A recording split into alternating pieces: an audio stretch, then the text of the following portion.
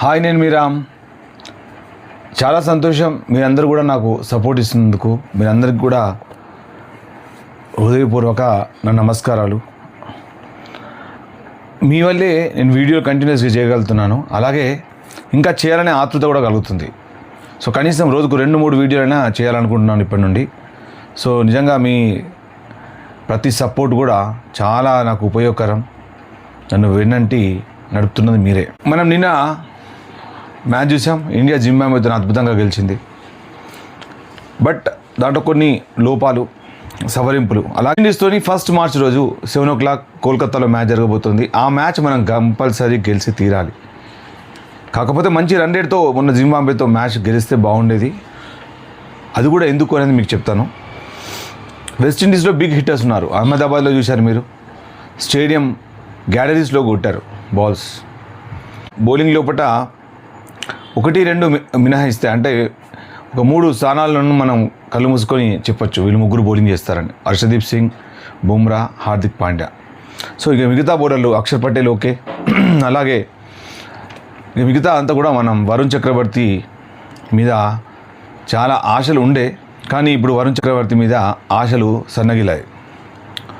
ఎట్లా అంటే అతను గత 2 మ్యాచ్ల నుంచి అతను bowling performance is not so far so good. అలాగే వెస్టిండీస్ హిట్టర్స్ని మనం కట్టడి చేయాలంటే మనం ఎదురుదాడి, అంటే వాళ్ళని వికెట్లు మాత్రమే తీయాలి. మనం రన్స్ ఆపడం, అలాగే లాస్ట్లో చివర్లో మరి ఏమైనా చేద్దాం అనుకుంటే మాత్రం కుదరదు. ఎందుకంటే 83 for 7 ఉన్న వెస్టిండీస్ మీకు తెలుసు ఎంత స్కోర్ చేసిందో, 170 above రన్స్ చేసింది. సో ఇక్కడ మనతో కూడా అలాంటి జరిగే అవకాశాలు కూడా ఉంటాయి. ఎందుకంటే రోమారియో షెఫర్డ్ వరకు కూడా మంచి బ్యాటింగ్ లైనప్ ఉంది వెస్టిండీస్కి. సో వాళ్ళు ఏమైనా చేయగలుగుతారు. సో ఇండియా గెలవాలంటే వెస్టిండీస్ని ఆల్అవుట్ చేయాలి.